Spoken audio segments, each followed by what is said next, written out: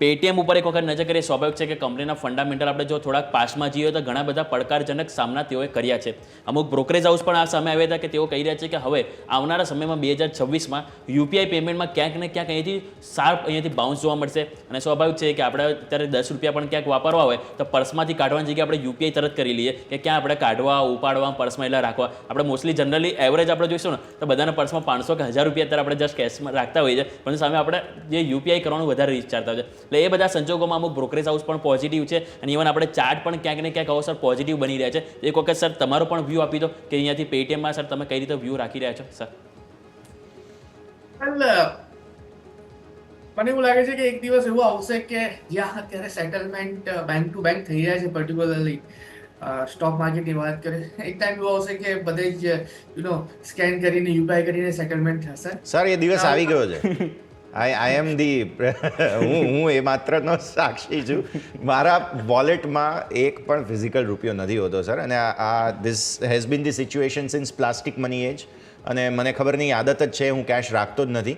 કોઈ emergency situation આવે છે તો પણ મેનેજ થઈ જ જાય છે. એટલે આઈ ગેસ આપણી ઇકોનોમી દુનિયાની બીજી ઇકોનોમી કરતાં એ રીતે તો અલગ છે જ કે ડિજિટલ કરન્સીને આપણે બહુ સરસ રીતે એક્સેપ્ટ કરી જાય. Sir please continue.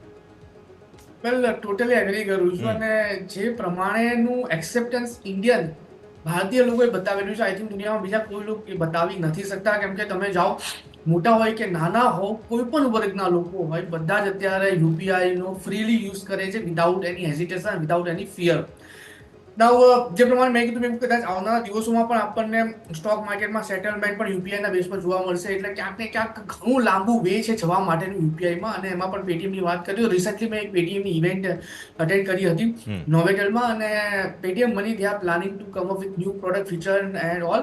And product ફીચર્સમાં મને દમ લાગ્યો છે. જો કદાચ આવે છે તો પેટીએમ મનીને ડાયરેક્ટ બેનિફિટ થશે, ને જો એને બેનિફિટ થશે તો ઇવેન્ચ્યુઅલી પેટીએમને પણ બેનિફિટ થવાના ચાન્સીસ છે. તો અત્યારે જે 792 પાસે અત્યારે જે સ્ટોક ટ્રેડ કરી રહ્યો છે અને જે સ્ટોકે બ્રેકઆઉટ આપણને બતાવ્યું છે 780 ના લેવલનું, હું કહીશ કે ખરીદી કરીને ચાલવાની સલાહ રહેશે. 760 નો અત્યારે આપણે આ લેવલ પર એસએલ મેન્ટેન કરીશું. ટાર્ગેટની વાત કરો તો જે પ્રમાણે અત્યારે સ્ટોક ટ્રેડ થઈ રહ્યો છે, આવનારા દિવસોમાં આપણને 815 ઇમિડિયેટ ટાર્ગેટ જોવા મળશે, જેનો રિસેન્ટનો હાઈ પણ છે. અને 815 જે દિવસે ક્રોસ કરશે તમને આ ઉપરમાં 860 સુધીના પણ લેવલ બતાવવા માટે સક્ષમ છે. એટલે 8 થી 9% સુધીના પણ રિટર્ન આપણને આ કાઉન્ટર આપી શકે છે. એટલે ઓવરઓલ જે વ્યૂ બની રહ્યો છે પેટીએમમાં ખરીદી કરીને જ ચાલવાનો બની રહ્યો છે.